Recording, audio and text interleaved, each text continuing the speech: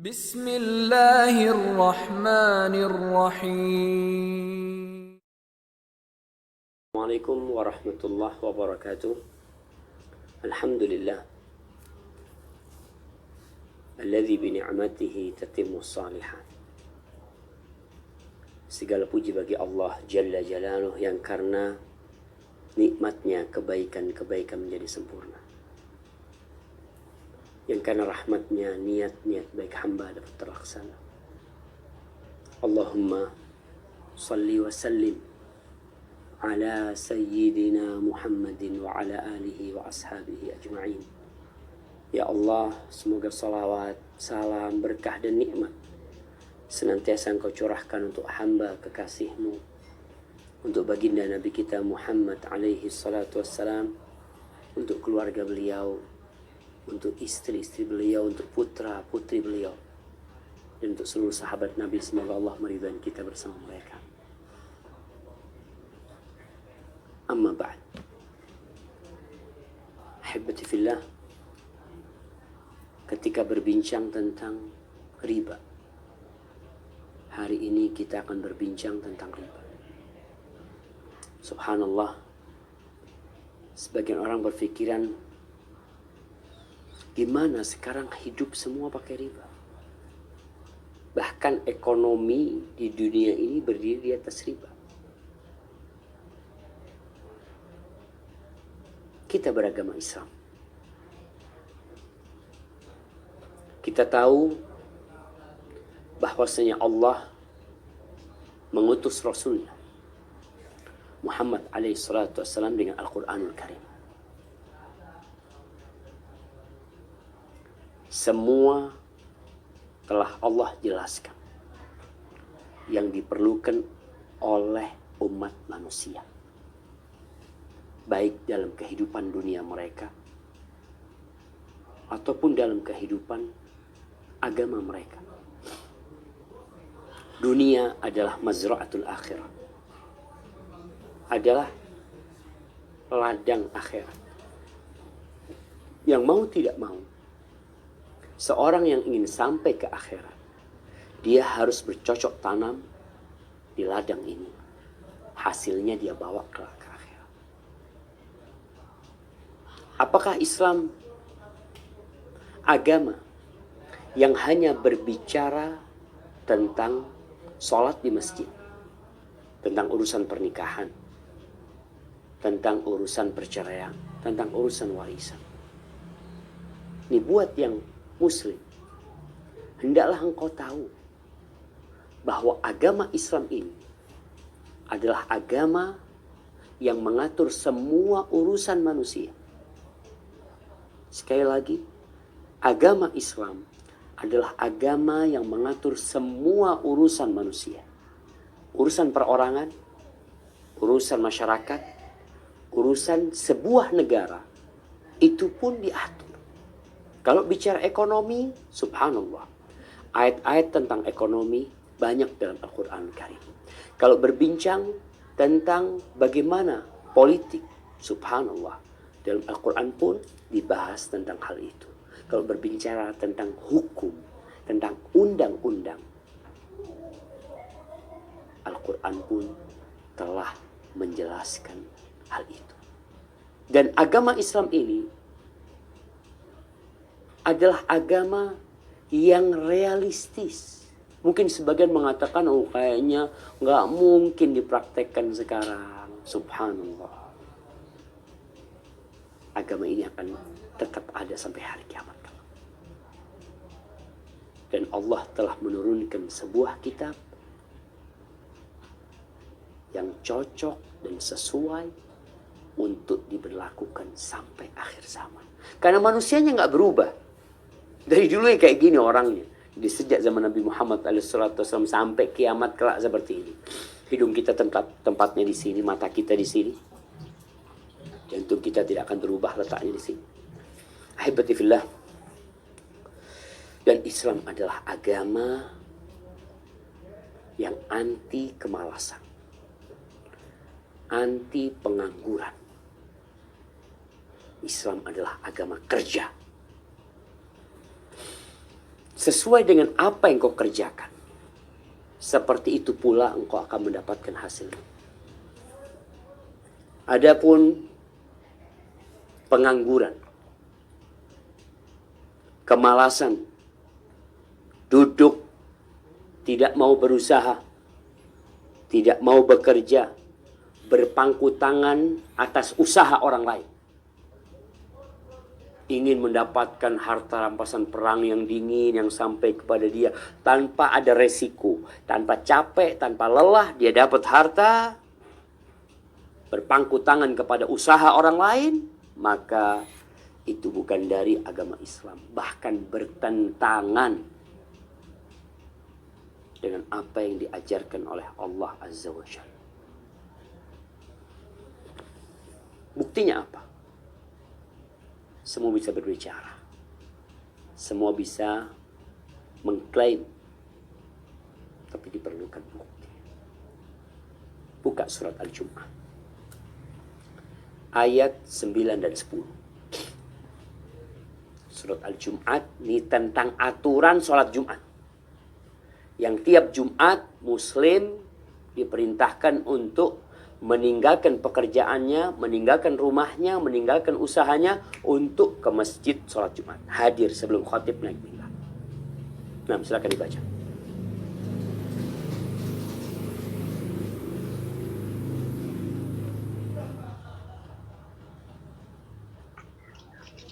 A'udzu billahi minasyaitonir rajim. Ya ayyuhalladzina amanu idza nudiya lis-salati min yaumil jumu'ah fas'au ila dzikrillahi wa darul bai' dzalikum khairul lakum in kuntum ta'lamun. فإذا قضيت الصلاة فانتشروا في الأرض وابتغوا من فضل الله واذكروا الله كثيرا لعلكم تفلحون وإذا رأوا تجارة. Cukup. Nah. Wahai orang-orang yang beriman, apabila telah diseru untuk melaksanakan sholat pada hari Jumat, maka segeralah kamu mengingat Allah dan tinggalkanlah jual beli. Yang demikian itu lebih baik bagimu jika kamu mengetahui. Apabila sholat telah dilaksanakan, maka bertebaranlah kamu di bumi, carilah karunia Allah, dan ingatlah Allah banyak-banyak agar kamu beruntung. Subhanallah. Nih, Allah Azza wa Jalla mengatakan, wahai orang-orang yang beriman. Ingat panggilan buat yang beriman. Kalau engkau beriman, dengerin, perhatikan, hayatin dan cerna panggilan Allah. Engkau dipanggil sama bos, sama atasanmu, sama gurumu, sama dosenmu, kita denger, kita taat. Nih Allah yang manggil, kita nggak dengerin. Kata Allah, wahai orang-orang yang beriman, apabila dikumandangkan tuh adzan panggilan untuk sholat pada hari Jumat, segera kalian menuju kepada zikrullah, segera ke masjid. Enggak dilarang kau berdagang, tapi ketika itu wadharul bai', tinggalkan perniagaan. La'allak dzalikum khairul lakum in kuntum ta'lamun. Kata Allah, itu baik buat kalian kalau kalian tahu. Kenikmatan yang diraih oleh seorang hamba ketika menghadap Allah itu jauh lebih dahsyat daripada kelezatan dia mendapatkan uang dari sejak pagi sampai sore. Kenapa? Berapa banyak harta yang membuat orang tersiksa, menderita dengan harta. Tinggalkanlah sementara. Bukan semua waktumu untuk di masjid, tidak. Ketika dikumandangkan, tinggalkan semuanya. Fa idza qudiyatis shalah, kalau selesai sholat nih, udah selesai sholat, silahkan bertebaran, lanjutkan. Engkau mau dagang lagi, yang mau ngantor lagi silahkan. Cari rizki, cari karunia dari Allah Subhanahu wa ta'ala. Diperintahkan oleh Allah. Bayangkan digabungkan antara imaduddin, antara tiangnya agama dengan tiangnya kehidupan dunia, itu harta. Kalau kita bicara imaduddin as-salah, kalau untuk melanjutkan kehidupan ini, tiangnya itu harta, na'am. Allah SWT jadikan harta itu untuk qiwamul hayat. Digabungin di jamaah. Kau harus bersungguh-sungguh beribadah, bersungguh-sungguh bekerja. Dan Allah katakan, wadhkurullaha katsiran la'allakum tuflihun. Dan ketika engkau bekerja, berusaha, ingat sama Allah. Ingat dengan halal dan haram. Ingat mana perintah, mana larangan. Ingat waktu sholat, jangan nipu, jangan makan hak orang. Subhanallah jemaah. Maka kalau bicara kerja, benar-benar Islam ini perhatian dengan bekerja. Rasulullah SAW mengatakan, ma akala ahadun ta'aman qat khairan lahu min ayyakula min amali yadih. Tidaklah seorang hamba makan makanan yang lebih baik buat dia daripada hasil kerja dia sendiri, hasil tangannya. Wa inna nabiyullah Daud, dan sesungguhnya Nabiullah Daud, Nabi Daud alaihissalam, beliau makan dari hasil kerjanya. Ini nabi dan raja beliau. Kalau bicara pekerjaan, Nabi Daud capek ngurusin umat. Beliau berhak mendapatkan gaji.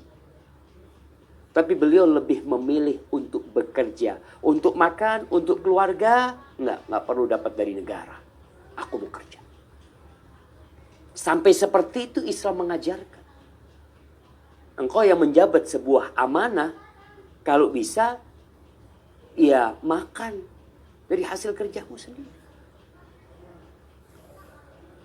Kemudian tatkala ada seorang yang datang kepada Nabi SAW meminta sesuatu, orang miskin. Apa kata Nabi SAW? La ayyahtazima ahadukum huzmatan min hatab.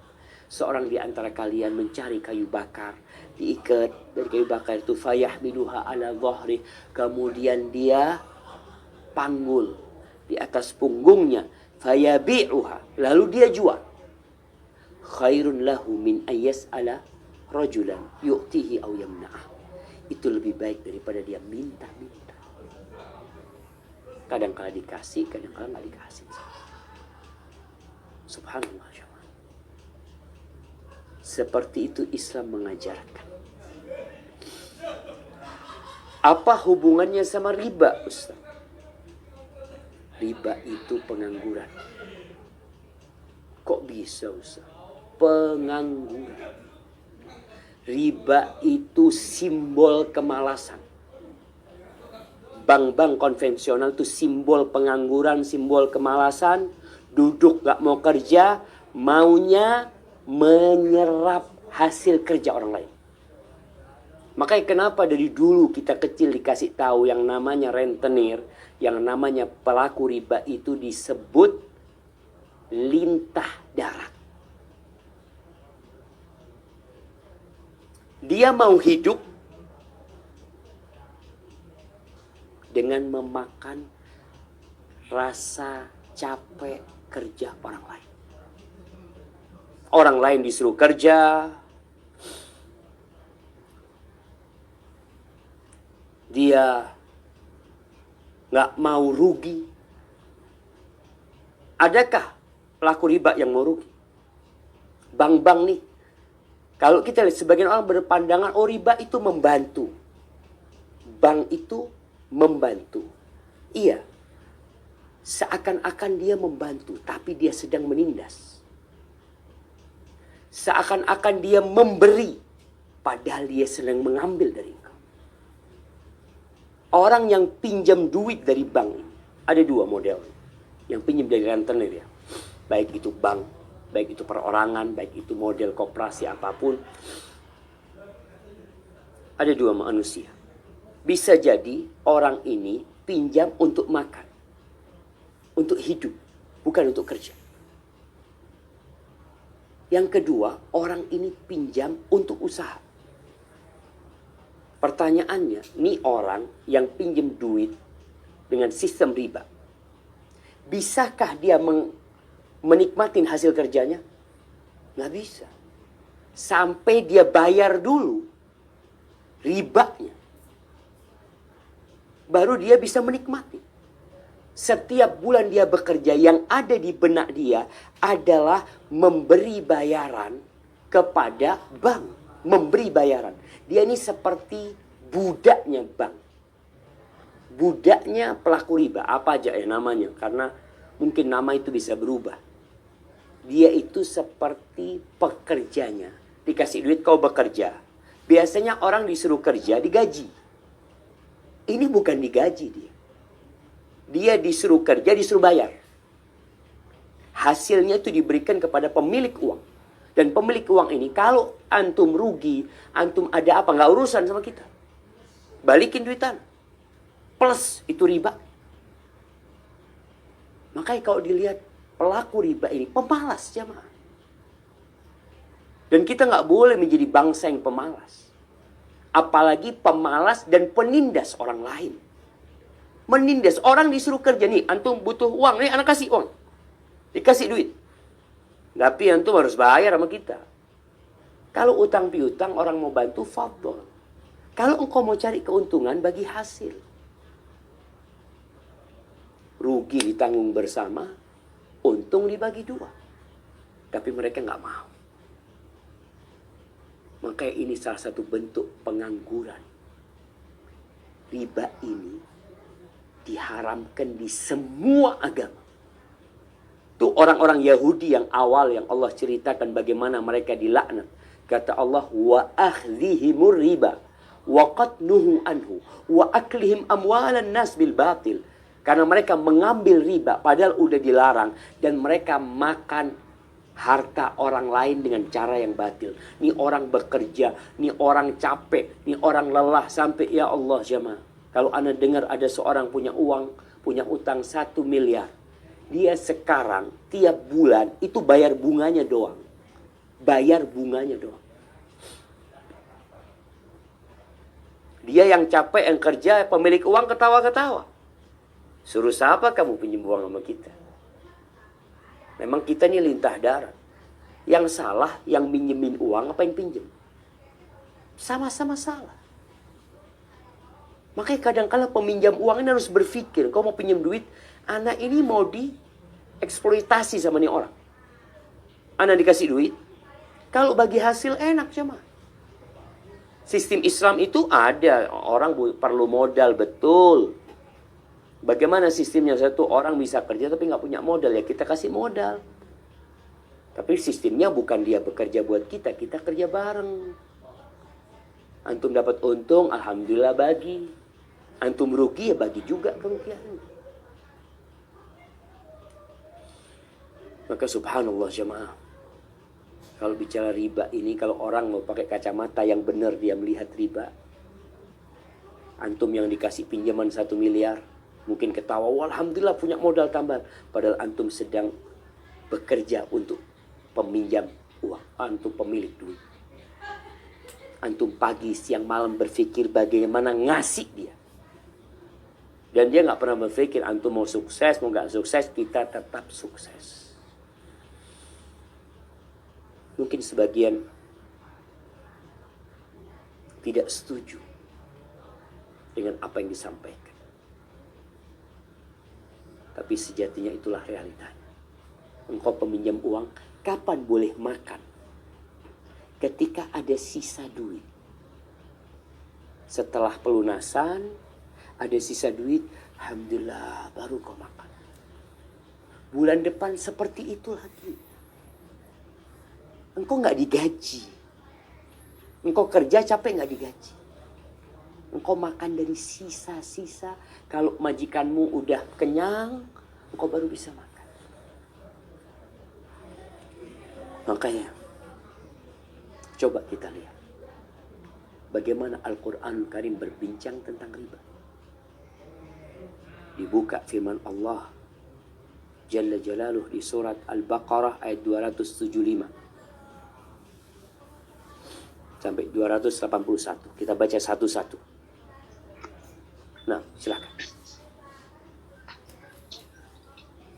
أعوذ بالله من الشيطان الرجيم الذين يأكلون الربا لا يقومون إلا كما يقوم الذي يتخبطه الشيطان من المس ذلك بأنهم قالوا إنما البيع مثل الربا وأحل الله البيع وحرم الربا فمن جاءه موعظة من ربه فانتهى فله ما سلف وأمره إلى الله ومن عاد فأولئك أصحاب النار هم فيها خالدون. Nah, artinya Orang-orang yang memakan riba tidak dapat berdiri melainkan seperti berdirinya orang yang kemasukan setan karena gila. Yang demikian itu karena mereka berkata bahwa jual beli itu sama dengan riba, padahal Allah telah menghalalkan jual beli dan mengharamkan riba. Barang siapa mendapatkan peringatan dari Tuhannya, lalu dia berhenti, maka apa yang telah diperolehnya dan belum menjadi miliknya, dan urusannya terserah kepada Allah. Barang siapa mengulangi, maka mereka itu penghuni neraka, mereka kekal di dalamnya. Barakallahu fiik.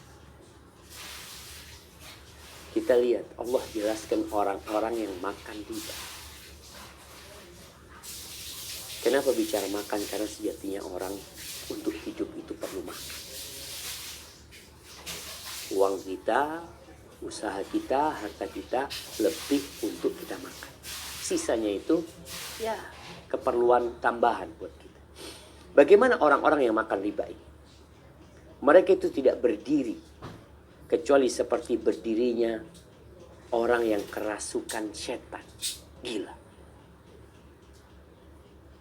Para mufassirin berpendapat bahwasanya ini nanti pada hari kiamat, ketika manusia dibangkitkan dari kuburannya, orang ini nggak mampu berdiri karena isi perutnya haram. Dia makan haram, sehingga dia berdiri dalam kondisi sempoyongan seperti orang yang kerasukan setan. Itu nanti kiamat. Sebagian mufassirin mengatakan itu bukan hanya kiamat. Orang yang makan riba di dunia dikatakan yuslabu akluhu. Akalnya diambil. Pelaku riba tuh akalnya diambil. Kayak orang gila, dikasih tahu nggak bisa. Nanti di barzakh pun seperti itu. Kenapa? Karena dia sudah merasa ini yang enak gitu. Ini yang bagus. Padahal Allah udah jelasin sama mereka. Cuma karena mereka nggak mau pakai akal mereka, maka di dunia pun dia seperti orang yang gila. Nggak akan bijak dia berkata. Tidak akan bijak dia bertindak karena dia telah makan itu riba. Dia telah makan hasil kerja orang lain. Kalau bicara kita menginginkan kebebasan, kita ingin kemerdekaan, tidak ada perbudakan, tidak ada penjajahan. Ini salah satu bentuk penjajahan. Kalau antum ingat Bung Karno, ana lupa, di salah satu koran sebelum beliau jadi presiden tahun 30-an. Beliau itu menjelaskan tentang negara jajahan. Salah satu tanda negara jajahan itu menjadi tempat diputarnya harta orang-orang negara maju, diputar di tempat kita untuk diambil rentenya, kata Bung Karno. Seperti itu. Ini penjajahan sebenarnya. Engkau dikasih uang, engkau disuruh kerja, engkau disuruh bayar tambahan. Sehingga ini orang yang pinjam duit nggak akan bisa berkembang kecuali kalau dia sudah benar-benar menutupin milik bosnya ini. Penjajahan udah dikasih, udah ini sisanya punya ana loh. Dan selalu milik mereka itu jauh lebih besar. Dan seperti itu negara penjajah. Jamaah, itu Bung Karno yang mengatakan. Dan mereka selalu berpikir bagaimana menguasai orang lain. Itu yang makan riba. Gak akan bijak, dia berkata. Pada hari kiamat bangkit seperti orang gila. Karena isi perutnya dari makan riba. Bahkan Allah katakan itu dikarenakan mereka mengatakan innamal bai' mithlur riba. Ini hati-hati. Ada orang yang melakukan riba. Tapi dia tahu riba itu haram. Dosa. Nah. Tapi ada manusia yang menghalalkan riba. Ada orang berzina. Ada orang berzina. Dan dia tahu zina itu haram. Ada harapan dia tobat. Itu dosa besar yang dia lakukan. Tapi ada orang yang menghalalkan perzinaan. Itu bisa mengantarkan dia kepada kekufuran. Ketika dia menghalalkan apa yang Allah haramkan. Ini orang-orang dikasih tahu riba itu haram. Apa kata mereka? Innamal bai'u mithlur riba. Sesungguhnya jual beli itu seperti riba. Itu kata mereka. Kenapa sih kok diharamkan? Nggak bisa kita hidup tanpa riba. Allah katakan wa ahallallahu al-bai'a wa harrama riba. Apakah engkau mau mengatakan ada yang salah sama Allah Subhanahu wa taala? Kok bisa diharamkan padahal ini kebutuhan? Ekonomi nggak akan berkembang kecuali dengan riba. Jangan sampai kita suudzon sama Allah. Beranggapan bahwasanya otak kita, pikiran kita, usaha kita, musyawarah kita itu lebih utama. Maka Allah katakan wa ahallallahu al-bai'a wa harrama riba. Allah menghalalkan jual beli dan mengharamkan riba. Faman ja'ahu mau'izatun min rabbih, barang siapa yang datang kepadanya peringatan dari Allah, nasihat dari Allah, ini enggak boleh. Mungkin engkau sebelumnya enggak tahu. Banyak di antara kita yang Islamnya keturunan yang nggak pernah belajar Islam. Belajar ekonomi pun tidak pernah belajar ekonomi Al-Quranul Karim. Kita belajar ekonomi orang-orang yang tidak beriman. Lalu kita mengaku beriman.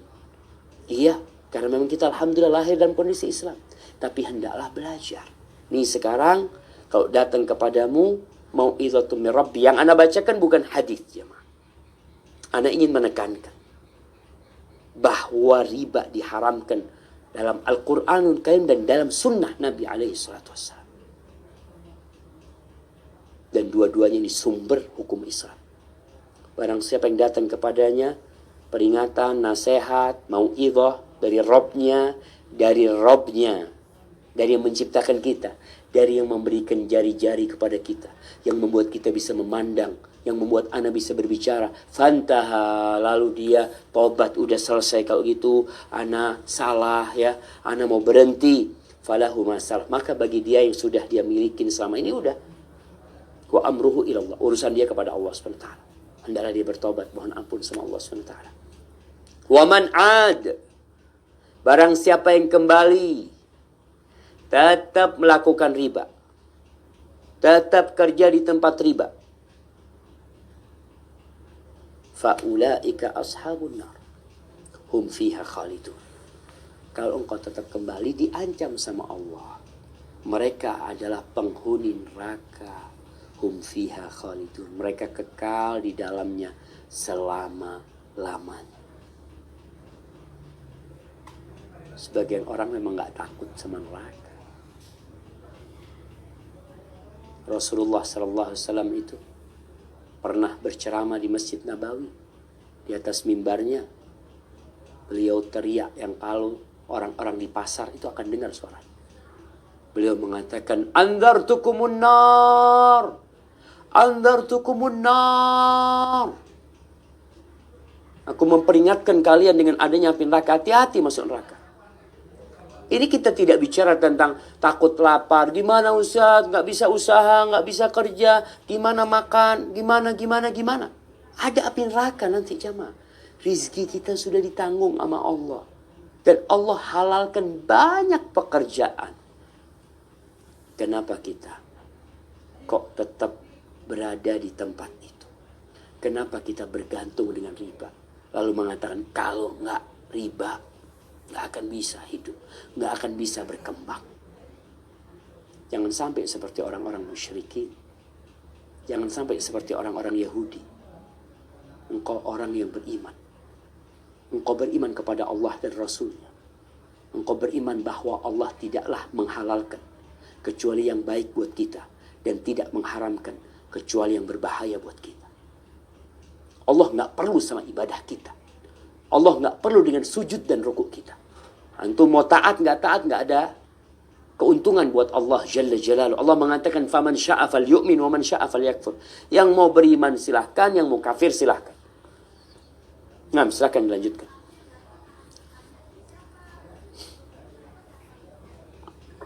أعوذ بالله من الشيطان الرجيم يمحق الله الربا ويربي الصدقات والله لا يحب كل كفار أثيم. Allah memusnahkan riba dan menyuburkan sedekah. Allah tidak menyukai setiap orang yang tetap dalam kekafiran dan berkelipan dosa. Barakallahu fiik. Di sini Allah berbincang tentang sedekah dan tentang riba. Ada persamaan sedekah sama riba. Kalau antum lihat, orang yang sedekah itu memberi uang. Dan orang yang melakukan riba sama-sama memberi uang. Sedekah keluar duit, riba keluar duit. Bedanya apa? Orang yang sedekah mengeluarkan duit dan dia tidak berharap kembali.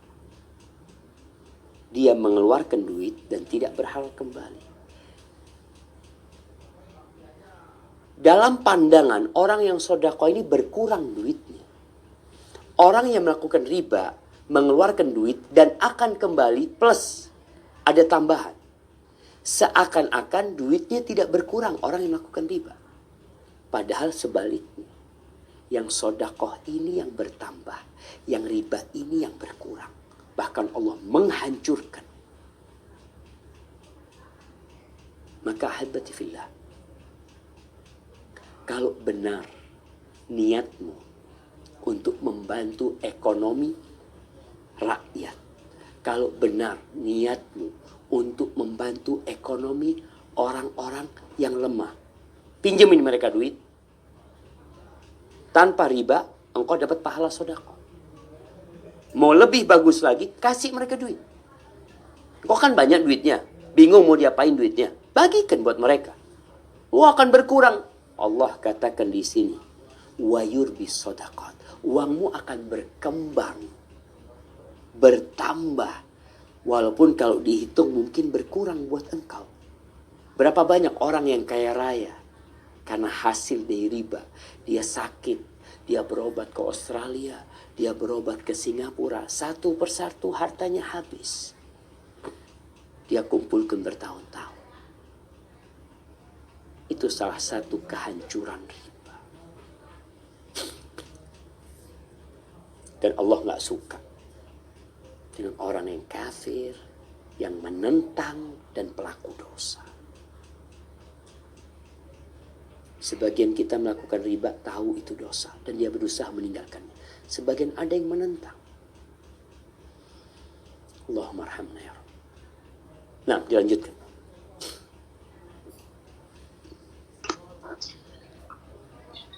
Innal ladzina amanu wa 'amilus salihati wa aqamus salata wa atawuz zakata lahum ajruhum 'inda rabbihim wa la khaufun 'alaihim wa la hum yahzanun. Sungguh orang-orang yang beriman mengerjakan kebajikan, melaksanakan sholat dan menunaikan zakat, mereka mendapat pahala di sisi Allah Tuhannya. Tidak ada rasa takut pada mereka dan mereka tidak bersedih hati. Barakallahu fiik. Mereka nggak takut. Mereka tidak cemas. Mereka tidak takut dengan masa lalu. Atau mereka tidak bersedih dengan masa lalu dan mereka tidak cemas, tidak takut dengan masa yang akan datang. Ini orang yang melakukan riba. Selalu dalam benak dia, nanti gimana anak-anakku? Nanti gimana keluargaku? Nanti gimana sekolahnya? Kalau engkau beriman kepada Allah, wa amilus sholih, dan beramal soleh, laksanakan perintah Allah, jauhi larangannya. Engkau dirikan sholat, engkau bayar zakat, Allah akan kasih balasan buat engkau plus jaminan keamanan untuk masa depan. Masa lalu gak akan diungkit-ungkit, udah diampuni. Masa akan datang aman. Apalagi engkau cari sekarang? Kita ini cari apa sih? Kita cari jaminan masa depan, masa tua kita. Bagaimana tatkala kita tua, kita alhamdulillah hidup nyaman, tentram, thayyib. Ada di mana? Dengan melakukan riba? Dengan asuransi yang riba? Tidak. Terus gimana? Allah sebutkan di sini. Laksanakan amal soleh. Salat, zakat. Salat hablum minallah. Zakat hablum minannas.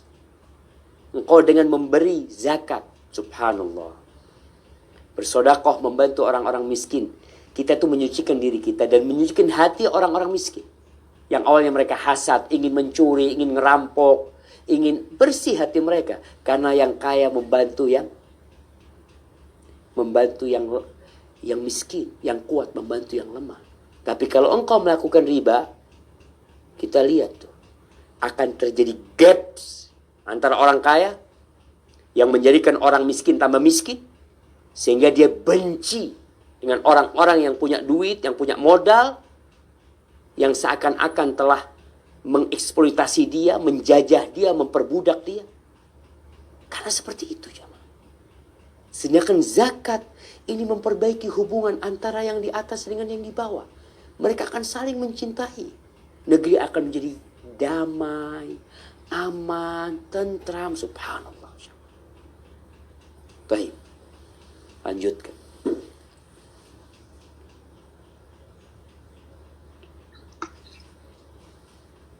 يا أيها الذين آمنوا اتقوا الله وذروا ما بقي من الربا إن كنتم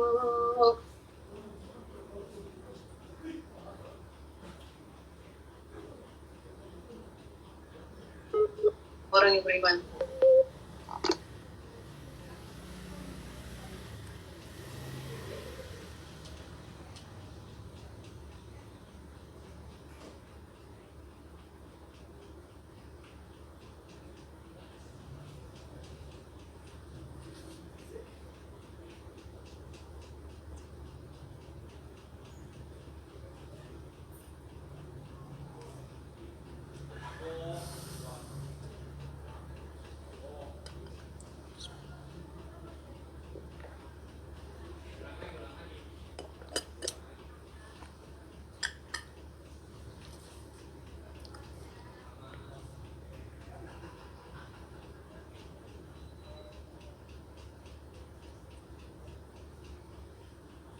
Nah,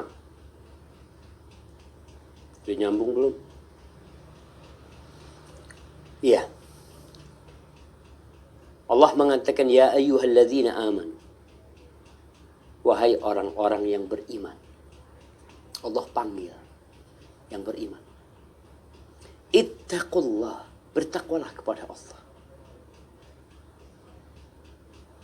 Kenapa kita harus bertakwa kepada Allah? Kita ini milik Allah. Kita tuh hamba Allah. Semua fasilitas yang ada di diri kita itu dari Allah. Kalau engkau kerja di sebuah negara sebagai abdi negara, abdi negara tuh nggak boleh berkhianat. Harus nurut dengan aturan. Ketika dia malas bekerja, datang tidak tepat waktu, bahkan korupsi. Apa pandangan negara kepada orang kayak gini? Sudah tangkap sana. Masukin ke penjara. Bagaimana engkau yang menjadi hamba Allah lalu tidak taat dengan aturan Allah? Engkau makhluk bukan pencipta. Engkau hamba dan engkau bukan Tuhan. Kita lemah. Maka Allah katakan bertakwalah kepada Allah wadharu, dan tinggalkan sisa-sisa riba. Udah tutup bab riba itu. Jamaah, ekonomi orang-orang Mekah berdiri di atas riba sebelum datangnya Islam di masa jahiliyah. Oleh karena itu Rasul sallallahu alaihi wasallam ketika beliau haji wada, beliau mengatakan kullu ribal jahiliyah maudhu. Semua riba jahiliyah udah selesai. Nggak ada lagi.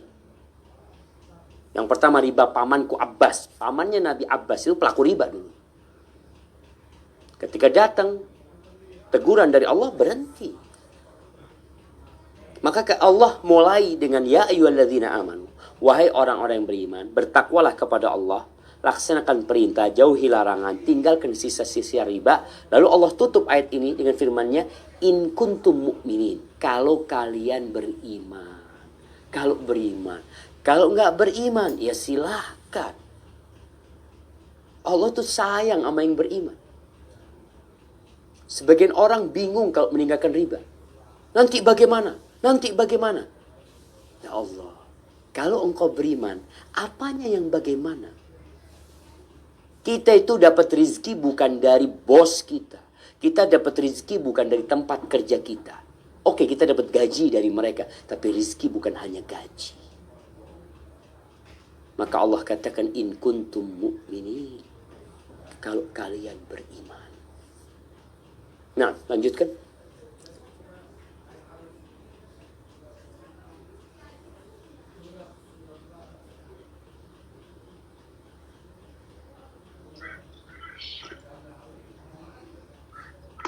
فإن لم تفعلوا فإن من الله ورسوله وإن تبتم فلكم رؤوس أموالكم لا تظلمون ولا تظلمون.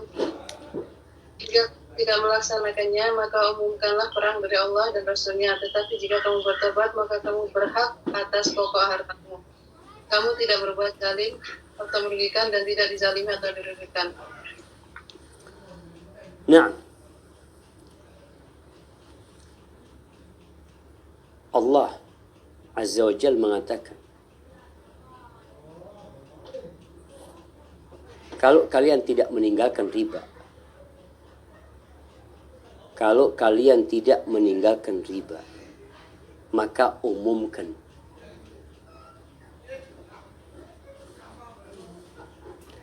Yusuf Ijlis. Nah, kalau kalian tidak meninggalkan riba, Ijlis.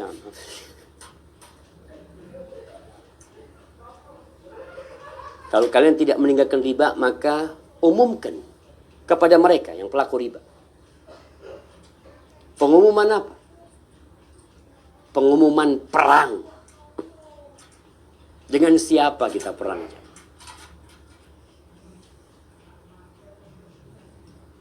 Umumkan perang dengan Allah dan Rasul-Nya. Ini pengumuman perang dari Allah dan Rasul-Nya. Tapi kalau kalian bertobat, wa in tubtum falakum ru'usu amwalikum. Kalau kalian tobat, sudah bagi kalian modal kalian. Ambil itu. La tadzlimun wa la tudzlamun. Nih, Allah katakan kalian tidak menzalimi dan kalian tidak dizalimi. Seperti yang awal kita bicarakan bahwa riba adalah kezaliman. Kenapa kezaliman? Nih orang yang sudah punya uang, nih orang kaya ingin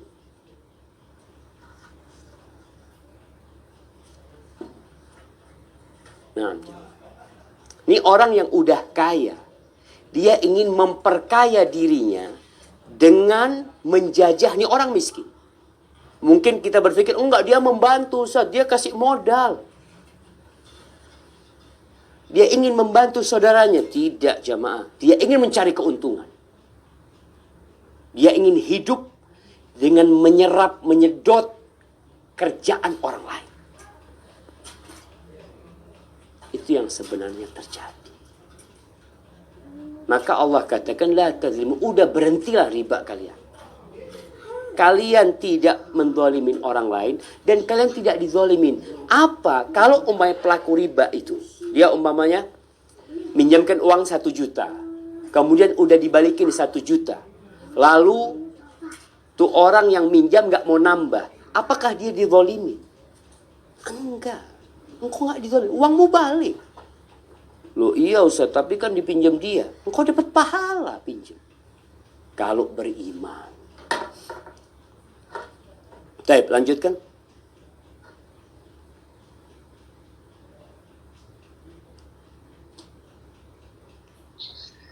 وإن كان ذو عسرة فنذرة إلى ميسرة وأن تصدقوا خير لكم إن كنتم تعلمون. Dan jika orang berutang itu dalam kesulitan, maka berilah tenggang waktu sampai dia memperoleh kelapangan. Dan jika kamu menyedekahkan, lebih baik bagimu jika kamu mengetahui. Nah, syukran ya. Nah, kata Allah Azza wa Jal, kalau orang yang pinjam duit itu susah, udahlah ditunda pembayarannya. Kurang baik apa Islam ini jemaah? Benar-benar agama yang berpikir tentang masyarakat. Nah, Yusuf aja di sini. Nah,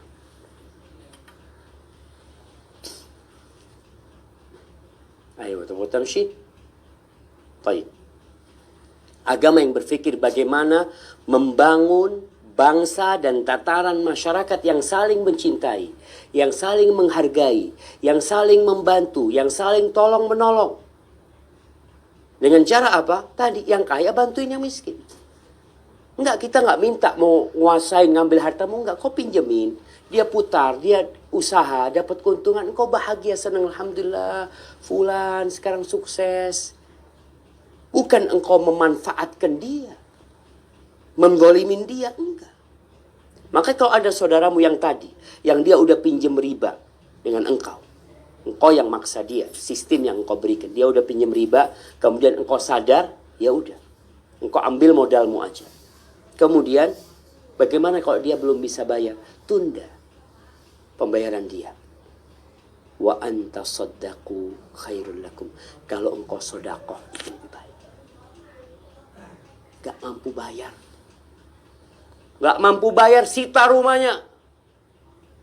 Keluarkan keluarganya dari rumahnya.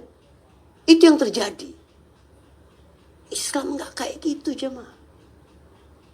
Baik, memang tadi kalau dia utang 30 juta. Ana melihat ada orang utang 35 juta. Itu seorang polisi cerita, ya Allah Ustaz, kesian Ustaz. Kita harus ambil rumahnya Ustaz. Karena dari 35 juta itu jadi 100 berapa juta. Dia miskin, gak bisa bayar. Kenapa kezaliman ini dibiarkan? Bahkan seorang polisi mau tidak mau dia harus melakukan itu karena aturannya kayak gini. Ya aturannya dirubah. Kita negara merdeka. Kita berhak menentukan sikap kita. Maka seorang muslim hendaklah sadar. Allah sudah katakan, engkau ambil modalmu aja. Engkau pinjemin dia 35 juta, ambil 35 juta. Engkau tidak dizalimi dan engkau tidak menzalimi untuk orang. Kita ingin keadilan. Dan kita tahu salah satu sila di Pancasila itu keadilan yang harus ditegakkan. Sedangkan kezaliman ini jemaah, kita yang membuat itu kezaliman.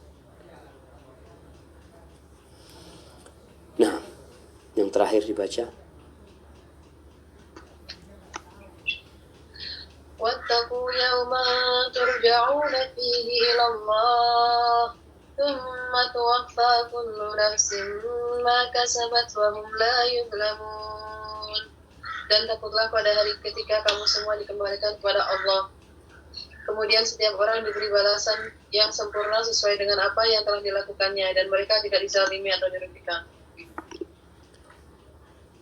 Barakallahu fiik. Nah, kita lihat di ayat ini. Allah mengatakan wattaqu yauman. Bertakwalah, takutlah kalian kepada hari kalian yang akan dikembalikan kepada Allah. Jamaah, kita semua bakal mati. Kita semua bakal mati. Setinggi apapun jabatanmu, sebanyak apapun hartamu, sebesar apa rumahmu, sebanyak apa pasukanmu, kau bakal mati. Dan kita udah ngeliat tuh orang-orang kaya di negeri kita satu persatu mati. Penguasa itu bakal mati.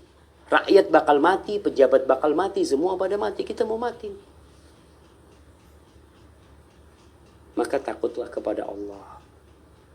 Di mana kita akan kembali kepada Allah. Gak bawa apa-apa. Jabatanmu gak engkau bawa. Engkau dibungkus kain. Ditanam situ. Mungkin yang di luar ada karangan bunga. Ada 100 karangan bunga di depan rumahmu. Masya Allah. Mungkin ketika dia seorang tentara, prajurit, akan ada tembak-tembak. Engkau di kuburan sana. Sendirian. Harta gak dibawa. Keluarga gak mau. Hanya amalan yang kau bawa. Maka Allah suruh kita takut. Pada hari itu orang akan mendapatkan balasan apa yang diamalkan. Gak ada zaliman buat Allah SWT. Allah gak akan menzalimi satupun manusia. Ahibati fillah. Itu firman Allah Jalla Jalaluh. Bab itu yang makan riba, Ustaz. Bagaimana dengan kita yang pinjam riba? Kata Rasul sallallahu alaihi wasallam tentang beliau melaknat yang makan riba, yang ngasih makan riba. Peminjam itu ngasih makan riba. Makanya nanti, bukan nanti, di alam barzakh, Rasulullah sallallahu alaihi wasallam pernah bermimpi yang kalau beliau ceritakan kepada para sahabatnya, ada sebuah sungai yang warnanya merah seperti darah. Kemudian ada orang yang berenang. Ketika orang ini berenang menuju ke tepian, di tepian situ ada orang yang sudah mengumpulkan batu. Ketika orang yang mendekat ke tepian dilemparin dengan batu, mulutnya dimakanin batu itu. Mulut. Kemudian dia menjauh berenang lagi seperti itu. Itulah orang yang memberi makan riba. Bukan memberikan riba. Tadi yang berenang itu adalah yang makan riba. Dan seorang yang memberi batu itu adalah dia yang memberi makan riba. Jadi kata Rasul sallallahu alaihi wasallam, hum sawa. Mereka sama. Yang memberi riba, yang memberi pinjaman ngambil riba, dia makan riba. Dan yang meminjam uang itu pemberi riba. Dia ngasih makan riba. Wa katibahu wa syahidai. Dan yang menulis dan dua saksinya. Yang kerjanya nulis akad riba. Yang menjadi saksi riba. Kata Nabi SAW, hum sawa. Mereka itu sama.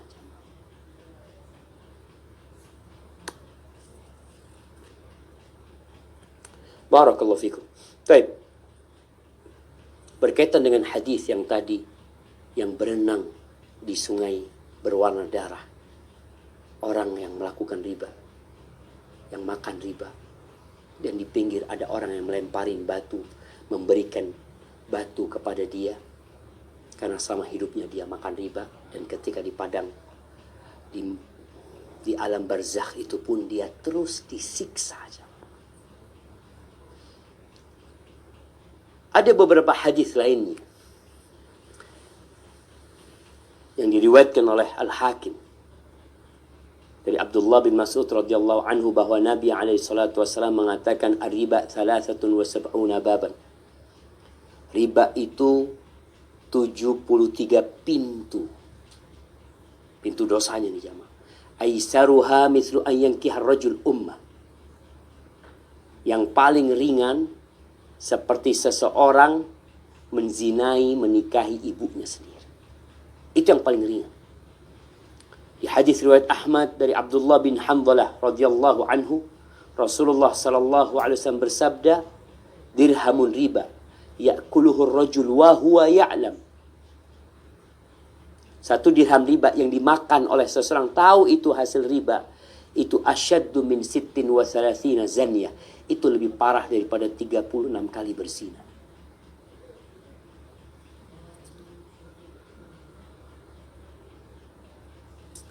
Jamaah, mungkin seorang berpikir, kok bisa Ustaz? Kok bisa? Lebih parah dari zina. Zina yang diharamkan oleh Allah jelas-jelas. Zina yang pelakunya dirajam. Zina yang kerusakannya jelas. Nah, riba ini merusak masyarakat. Kalau zina itu hanya antara pelaku zina dengan pezina. Tapi riba ini sebuah sistem yang akan merusak masyarakat. Yang nantinya orang gara-gara terlilit hutang riba, dia bisa berzina. Dia bisa menjual dirinya. Gara-gara dia terlilit utang yang riba ini. Yang sejatinya kalau uang itu tanpa riba selesai urusannya. Tapi gara-gara riba, sebagian perempuan mungkin melacurkan dirinya untuk bayar riba. Mungkin membayar dengan kehormatannya, na'udzubillah min dzalik. Dan bagaimana itu rumah yang hilang gara-gara riba. Keluarga yang awalnya tinggal di rumah itu, gara-gara bapaknya yang punya utang riba, satu rumah diusir dari rumah tersebut. Yang sengsara bukan satu orang. Yang sengsara itu masyarakat banyak. Maka di sini dosa pelaku riba itu dahsyat sekali. Dan ingat, yang pinjam duit jangan meremehkan. Karena akad riba itu terjadi gara-gara ada engkau di sana. Padahal engkau termasuk yang dilaknat. Termasuk mendapatkan dosa riba tersebut. Ahibati fillah, yang terakhir. Sebelum masuk ke sesi tanya jawab. Terus apa solusi? Alhamdulillah. Kita melihat di negeri kita ada banyak perubahan. Yang dulu jarang pondok pesantren yang bagus. Pondok pesantren dulu identik dengan kumuh. Sekarang kita lihat alhamdulillah. Dulu sulit kita melihat wanita yang berjilbab. Sekarang kita berbahagia melihat banyak wanita yang berjilbab. Bahkan seorang polisi pun berjilbab. Masya Allah. Dulu kita melihat masjid-masjid itu sepi. Sekarang kita melihat Masya Allah. Dulu sekolah Islam bukan pondok. Ada sekolah, sekarang ada SDIT, ada SMP IT, ada SMA. Masya Allah. Solusinya adalah iman. Solusinya adalah iman. Dulu nggak ada bank syariah. Sekarang semua berusaha untuk menjadi syariah. BNI syariat, Mandiri syariat, muamalat, ya, alhamdulillah. Walaupun mungkin mereka masih dalam proses untuk menjadi syariat. Tapi proses ini harus dibantu dengan iman. Karena iman ini yang akan menyelesaikan proses. Yang akan bisa mencapai tingkat yang sesuai dengan syariat. Supaya kita nggak dilaknat oleh Allah. Kita nggak mau ada kezaliman di negeri ini. Kita tidak ingin menzalimin orang lain. Enggak. Solusinya apa? Iman. Ketika semua memiliki keimanan, mereka akan meninggalkan riba. Mereka akan kembali kepada Al-Quranul Karim.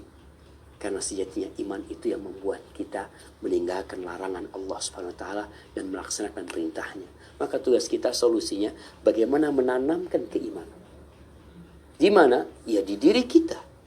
Keluarga kita, masyarakat kita. Karena kita masih melihat ada seorang yang mungkin dia resign dari tempat riba. Keluarganya bingung. Subhanallah. Ketika ada iman, apa yang akan mereka katakan? Alhamdulillahirabbil alamin. Engkau keluar dari laknat. Engkau keluar dari peperangan bersama Allah. Engkau keluar dari kezaliman. Engkau sekarang hidup bebas. Menjadi orang yang sama-sama ingin melestarikan keadilan, kedamaian, dan keindahan di negeri kita. Karena kita tahu negeri ini milik Allah Azza wa Jal. Allah fa'alun lima yurid. Allah bertindak semau Allah. Kita lihat kejadian-kejadian. Sekarang kebakaran hutan di beberapa tempat ya, yang kita sendiri nggak bisa memadamkan. Kita lihat kekeringan yang kita sendiri nggak bisa menurunkan hujan. Karena itu adalah hak Allah Jalla Jalaluh. Hadza wallahu a'lam bissawab. Mungkin kita masuk ke sesi tanya jawab. Nah, silahkan. Assalamualaikum Ustaz. Waalaikumsalam warahmatullahi wabarakatuh. Ini pertanyaan dari ya, ada lihat Ustaz. Pertanyaannya, bagaimana kalau kita sudah terlanjur seperti mengambil rumah lewat bank konvensional? Iya. Udah terlanjur. Dan dengan suami istri antara suami dan istri untuk bagaimana jalan keluarnya gitu, Ustaz. Assalamualaikum warahmatullahi wabarakatuh. Waalaikumsalam warahmatullahi wabarakatuh. Di akhir tadi kita bicarakan jalan keluarnya adalah iman. Memupuk iman kita. Iman ini sebuah pohon yang akarnya menghujam di dalam hati kita.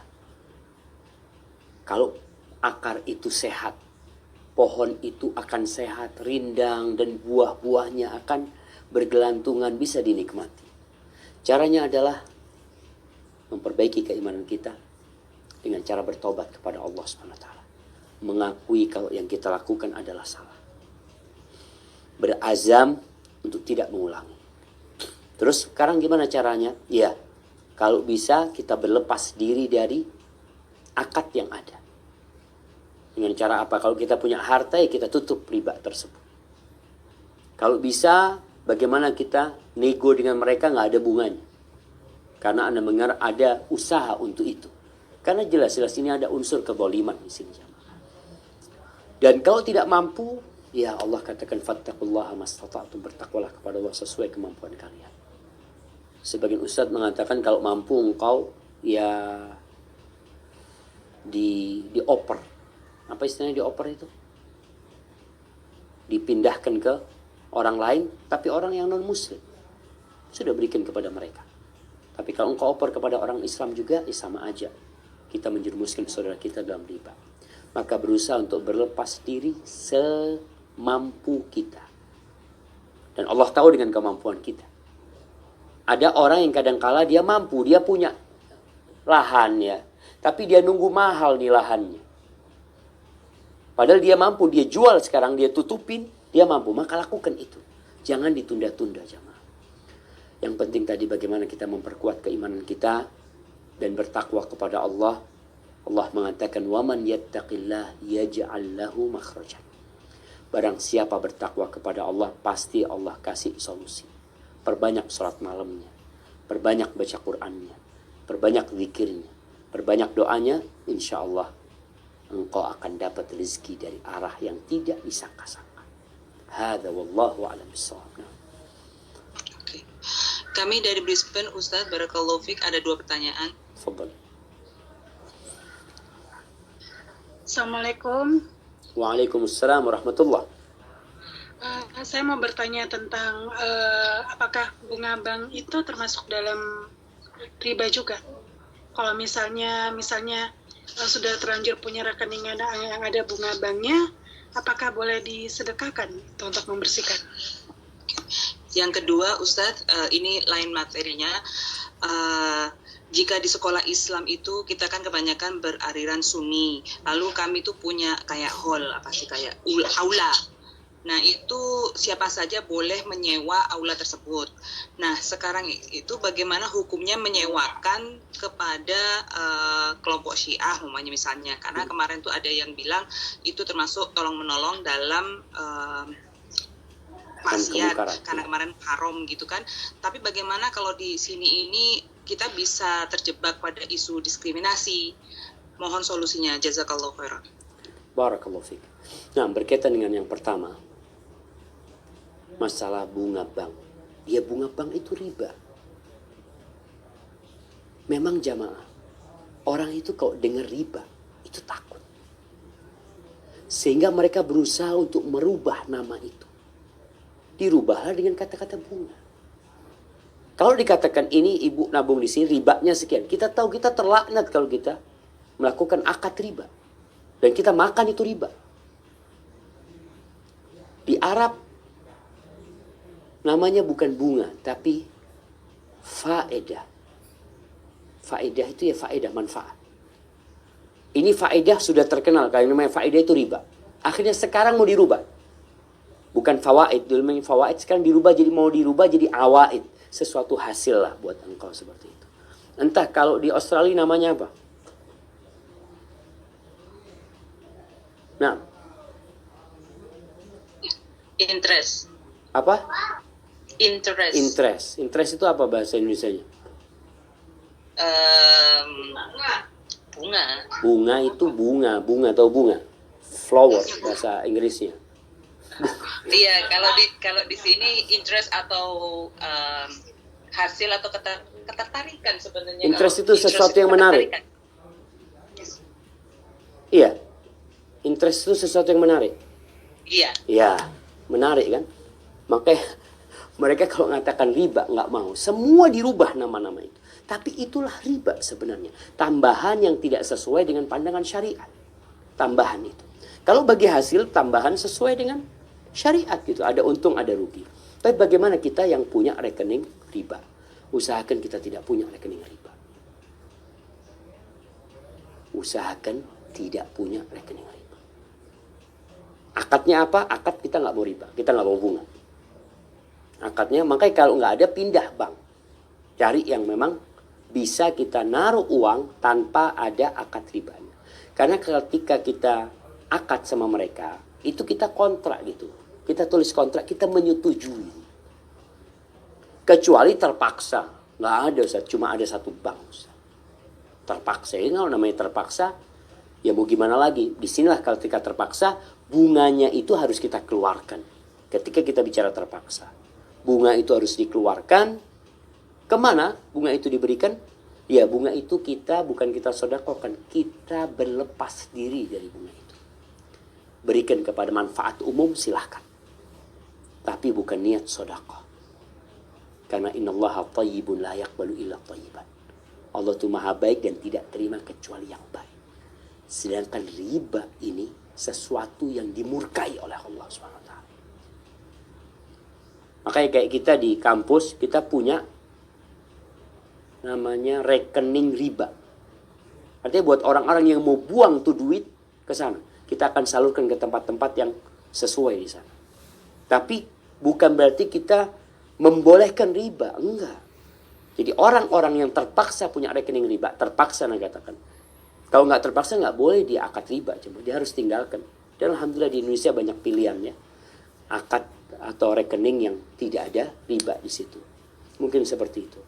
Adapun pertanyaan kedua yang berkaitan dengan menyewakan hall itu untuk orang-orang Syiah umpamanya. Boleh atau tidak? Sejatinya nggak boleh. Masuk dalam bab ta'awun. Saling tolong-menolong dalam keburukan. Karena mereka akan membuat acara mereka yang kita tahu acara itu adalah acara yang bertentangan dengan agama kita sebenarnya. Terus gimana Ustaz solusinya? Kalau kita tidak menyewakan, maka nanti kita akan masuk dalam apa istilahnya? Diskriminasi. Baik, acaranya macam-macam. Bisa jadi hall itu dipakai, pakai aja. Siapa yang punya duit sewa, udah disewa orang. Jadi bukan nggak boleh nyewa, tapi sudah disewa. Silahkan disewa, bikin acara. Yang penting bagaimana, bukan ditolak merekanya, tapi gedungnya ini sudah ada yang menyewa. Itu mungkin bisa jadi solusi.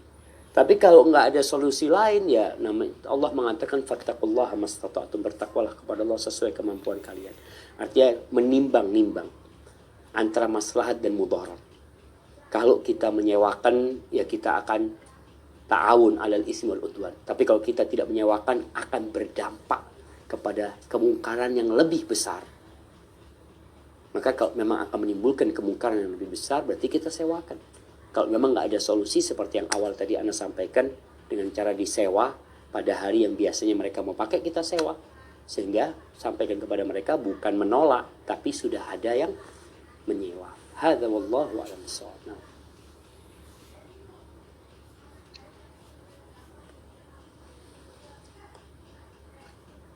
Tafadhal. Ya, Assalamualaikum Ustadz. Waalaikumsalam warahmatullahi. Dari mana nih? Kami dari Kuala Lumpur, Malaysia. Oh, siap. Pertanyaan pertama, bagaimana hukum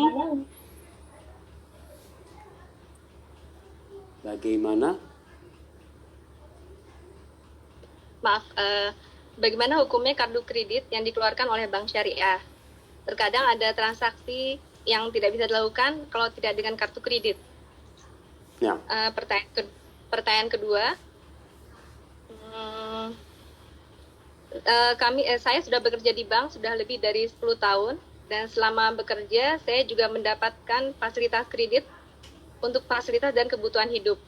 Di kondisi ini apa yang harus saya lakukan, karena saya juga punya tanggung jawab hutang yang masih harus saya selesaikan karena sudah menjadi tanggung jawab saya.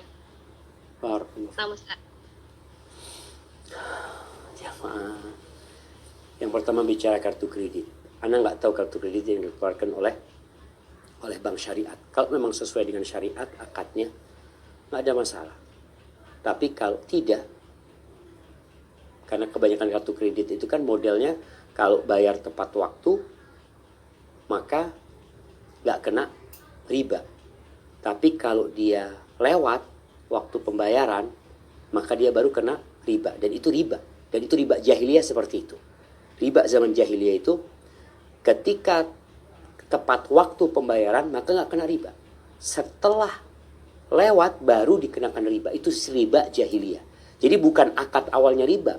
Akad awalnya itu pinjam 1 juta, udah 1 juta. Balikin kapan? Bulan depan. Bulan depan ketika nggak bayar, baru akadnya berubah jadi riba. Jadi riba di masa jahiliyah itu model kartu kredit sekarang ini. Tapi kalau tadi dikatakan kartu kredit yang dikeluarkan bank syariah, wallahu alam, ana nggak tahu. Tapi kembali tadi jamaah, ada hal-hal yang darurat yang dikatakan nggak bisa kecuali dengan itu. Dan kita perlu, maka pada saat itu terpaksa. Dan ad-daruratu tubihul mahdhurat, dan darurat itu menjadikan yang terlarang jadi boleh, tapi sesuai dengan kadarnya, tidak berlebihan. Adapun yang bekerja di bank riba, kita lihat. Tadi kita katakan bahwasanya ada tempat-tempat orang-orang zalim. Pemilik uang, dia ingin memperbudak orang-orang, bekerja untuk diri dia dan dia tidak mau resiko. Penting kau kerja, kau mati, kau apa, nggak ada urusan mana, bayar utang. Yang bekerja pun diikat, dikasih fasilitas ini, itu. Semua fasilitas itu adalah untuk mengikat dia, supaya dia loyal, supaya dia tetap bekerja di tempat itu, supaya dia terikat dan tidak bisa lepas. Makanya kalau bicara apa solusinya, iman tadi jam. Kita bicara iman.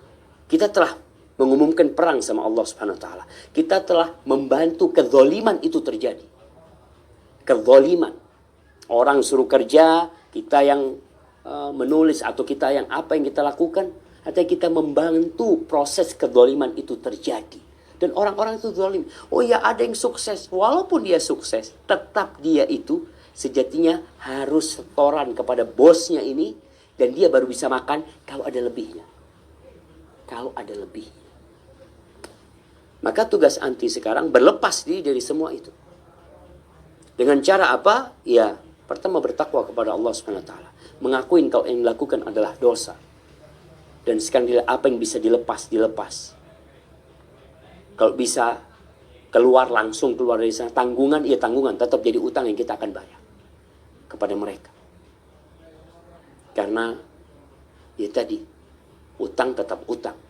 Tapi kalau bisa, utang itu tanpa bunga. Mau sekecil apapun tetap itu riba. Maka usahakan kalau anti pernah di sana, mungkin adalah usaha yang bisa dilakukan ya. Alhamdulillah di Indonesia ini banyak sekarang komunitas anti riba, komunitas bebas riba, komunitas orang-orang yang ingin jadi lebih baik.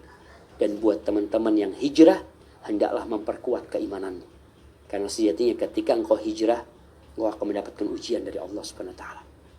Karena Allah akan menguji kebenaran iman dan hijrahmu kepada dirinya. Hadza wallahu a'lam bishawab. Assalamualaikum Ustaz. Waalaikumsalam warahmatullah. Nah, Bagi orang yang udah terlanjur riba dari KPR Bank, terus mau tobat dengan jual rumahnya Ustaz. Pertanyaannya gimana dengan uang hasil kenaikan atau kekurangan dari rumah yang udah dijual itu? Misalkan dari harga kenaikan harga kita beli 1M, terus jualnya kan 2M, itu ada kenaikan dari penjualan tersebut. Dan kalau dari kekurangannya kita beli 1M terus jual misalkan 700. Itu gimana Ustadz dari uang hasil tersebut? Jazakallah khair. barakallahu fiik. Nah, yang bermasalah adalah akad ribanya. Dia beli rumah dengan akad yang dimurkai Allah Subhanahu wa taala. Ketika dia jual, rumah itu kan ketika dia beli jadi milik dia. Ketika dia jual rumah itu, kemudian harganya naik, maka dia bisa tutupin ribanya, selesai. Dia tidak melakukan riba lagi sudah. Kelebihan uangnya itu bukan riba. Kelebihan itu kelebihan dari menjual. Walaupun tadi akad kepemilikan rumah itu dengan sistem riba, maka di sini bertobat. Allah katakan,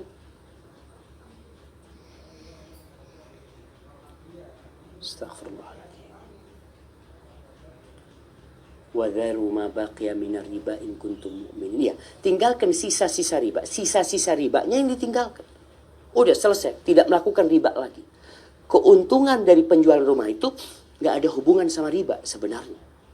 Karena itu dia jual, memang harganya lagi naik. Tapi bukan dengan sistem riba. Seperti orang minjamkan uang 1 juta, uangnya jadi 1,5 juta. Enggak, ini barang memang harganya sudah naik. Maka dia lunasin. Yang penting tadi dia bertobat kepada Allah SWT dan berniat untuk tidak melakukannya kembali. Adapun yang tadi, yang dia beli 1M jadi 700, ya sudah. Dia jual 700, tinggal bagaimana dia menutupin kekurangannya. Intinya kita berlepas diri dari murka Allah Subhanahu wa taala. Hadza wallahu taala a'lam. Assalamualaikum warahmatullahi wabarakatuh, Ustaz. Waalaikumsalam warahmatullahi wabarakatuh. Nah, ada teman di luar kota minta modal untuk 100 loyang kue yang dia bilang akan dikembalikan dalam 2 tahun. Dan saya kasih uang dengan tidak membelanjakan bahan-bahan kuenya, cuma modal aja. Terus dia berjanji untung dari maksimal 100 loyang dibagi 2 setiap bulannya. Pertanyaannya, boleh nggak kita terima untung dari penjualannya itu selama 2 tahun? Yang satu lagi, tentang perumahan syar'i yang ada di Indonesia mengadakan door prize dengan hadiah dapat umroh atau dapat motor atau hadiah-hadiah lain. Bagaimana itu hukumnya kalau kita mendapatkan salah satunya, Ustadz? Apakah termasuk riba di dalamnya? Jazakallah khair. barakallahu fiik. Nah, iya. Berkaitan dengan pertanyaan yang pertama. Kalau akad dari awal itu memang bagi hasil. Artinya bagi hasil, kalau bagi hasil ini maka pakai prosentase. Tadi dikatakan 50-50. Mama 50-50. Ya sudah, nggak ada masalah. Yang penting akadnya jelas, ini bagi hasil. Ketika ada keuntungan dibagi. Karena sebagian orang yang pinjam uang sama kita itu jamaah, mereka itu nggak enak sama kita. Artinya walaupun nggak untung, dia tetap kasih keuntungan. Karena takut nanti duitnya diambil. Kalau dia nggak ngasih keuntungan, Kan udah janji nih, keuntungan 50-50. Dari awal kan biasanya orang yang mau bekerja itu selalu manis omongannya. Insya Allah seperti ini, seperti ini, seperti ini. Di tengah jalan, ini namanya orang dagang, naik turun. Kalau memang akadnya tadi bagi hasil, maka tolong jelaskan sama dia. Minta hitung-hitungannya. Engkau benar untung atau rugi? Kalau memang benar-benar untung, kita bagi keuntungan. Kalau engkau rugi, ana juga menanggung kerugian. Anti harus siap dengan itu. Jangan anti mau untung tapi nggak mau rugi. Ini yang riba. Maka jangan sampai nanti di akhir tahun anti dapat modal anti full. Tapi anti tidak tahu dengan perincian apakah dia untung atau rugi. Maka hendaklah kita memperjelas akadnya agar kita tidak sampai makan riba. Baik. Adapun yang kedua berkaitan dengan door prize yang diberikan oleh perumahan syariat. Ya kalau perumahan itu syariat dan memang kita beli rumah di sana, hanya saja mereka mengadakan ya hadiah buat yang beli rumah di sana tanpa anti membayar sesuatu. Artinya anti nggak akan menanggung kerugian. Kalau orang beli undian, dia kan bisa dapat, bisa nggak dapat. Tapi ini anti nggak ada urusan. Ana beli rumah, nggak dapat itu nggak ada keuntungan buat kita sebenarnya. Bukan nggak ada keuntungan, nggak ada kerugian buat kita. Karena kita memang beli rumah di sana. Maka insya Allah nggak ada masalah yang seperti itu. Hada wallahu a'lam bishawab. Assalamualaikum Ustaz, kami dari Sydney. Nah, tafadhali. Ada 2 pertanyaan. Yang pertama tentang hukum hutang Ustaz. Kan pemberi hutang tidak boleh mengambil keuntungan sedikit pun dari yang dihutangi. Nah, bagaimana hukumnya kalau hutang antar kakak adik, teman dekat? Misalnya saya hutang ke kakak saya, terus kakak saya besoknya main ke rumah saya kasih makan gitu, apa itu juga termasuk gak boleh Ustaz? Kemudian yang kedua soal arisan. Nah, Yang arisan Ustaz di sini diadakan arisan setiap bulan itu bertemu di rumah salah satu orang yang narik ya, yang dapat arisan dengan membayar uang konsumsi. Itu sekedarnya, itu kesepakatan kita semua. Apakah diperbolehkan Ustadz? Karena kalau tidak diadakan pertemuan begitu Ustadz, di sini tidak ada silaturahmi. Karena satu sama lain ya sibuk Ustadz. Jazakallahu khair. Barakallahu fiik. Nah, berkaitan dengan pertanyaan pertama tadi, ketika kita berhutang sama kakak kita ya, kemudian kakak kita datang ke rumah kita kasih makan. Kullu qardin jarra naf'an fahuwa riba. Semua sistem utang piutang yang menarik keuntungan, maka itu riba. Keuntungan itu macam-macam. Bisa keuntungan itu duit, bisa keuntungan itu jasa, bisa keuntungan itu makanan umpamanya. Kalau itu kakak biasa datang ke rumah dan kita memang biasa makan, ngasih makan semua orang yang datang ke rumah kita, bukan karena kita punya utang sama dia kita kasih makan, gak ada masalah. Artinya itu bukan keuntungan karena hutang, tapi ini kebiasaan yang terjadi antara kita sesama keluarga, teman kita. Mamanya Ana punya utang sama Fulan. Fulan datang ke rumah Ana, sebelum Ana punya utang biasa Ana ajak makan bareng. Ya. Kemudian kadang-kala dia datang ke rumah, kemudian dia mau pulang Ana antar, biasa. Sebelum ada utang itu menjadi sesuatu hal yang biasa. Maka ketika ada utang pun nggak ada masalah dia lakukan itu. Karena keuntungan itu bukan karena hutang, tapi itu karena pertemanan dan persaudaraan serta silaturahim mungkin kalau sama keluarga. Barakallahu fiik. Jadi modelnya seperti itu. Sesuatu yang dikarenakan utang, keuntungan itu yang nggak boleh. Tapi kalau sesuatu yang memang sudah biasa, menjadi tradisi dan budaya, nggak ada masalah. Dan kita pun mau ngasih kelebihan. Mamanya anak utang 1 juta. Lalu anu mau kasih 1.100.000. Alhamdulillah anak punya rezeki nih. Anak kasih antum 100. Nggak apa-apa. Itu bukan riba. Karena tidak ada akad untuk minta tambahan. Tapi itu kebaikan orang yang meminjam karena dia merasa mendapatkan keuntungan. Adapun pertanyaan yang kedua berkaitan dengan arisan. Kalau tadi arisan disebutkan alhamdulillah ada uang konsumsi. Uang konsumsi berarti kan memang tidak ada keuntungan sebenarnya dari arisan. Arisan ini kan utang piutang sebenarnya. Jadi kalau bicara utang piutang, hukum asalnya boleh kalau ada hajat. Boleh kalau ada hajat. Orang memang perlu ya. Rasul SAW pernah berhutang alaihi salatu wassalam ketika beliau hutang onta ya. Beliau pernah hutang tadi gandum dengan menggadaikan, itu boleh. Kalau tadi ada keperluan. Tapi kalau nggak ada keperluannya jangan. Karena utang ini ya membuat kita jadi susah hidupnya. Yang ana lihat di kampung nih di Jember ini, kalau ada arisan yang dapat duluan itu biasanya susah mau datang. Kalau lagi acara arisan, karena dia udah dapat duluan, dia merasa utang ini, ya Allah, anak nggak punya fulus, akhirnya nggak datang.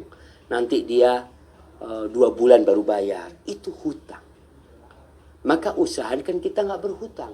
Tapi kalau memang mau diadakan arisan, ya silahkan diadakan itu arisan. Tapi dengan catatan tadi, usahakan tujuannya memang untuk menjaga kebersamaan, atau untuk membantu teman-teman. Kadang-kala orang ini kan arisan memang bukan untuk cari keuntungan. Dia lihat siapa yang perlu fulus ini. Siapa yang perlu fulus? Fulan, udah antum pakai dulu fulusnya. Jadi memang bukan untuk cari duit, untuk saling membantu. Semoga nggak masalah. Karena ada manfaatnya juga kalau kita lihat dari arisan itu ada beberapa sisi positif tapi ada negatifnya. Maka hendak kita hati-hati. Kalau kita yang dapat duluan dan kita tahu anak takut nggak bisa bayar nanti, simpen duit itu. Karena jangan sampai engkau dapat duluan beli tas yang mahal, ganti handphone, pas waktu pembayaran masih fulus. Maka kita tetap berhati-hati karena utang. Nabi SAW berlindung dari hutang. Barakallahu fiik. Nah, pertanyaan terakhir.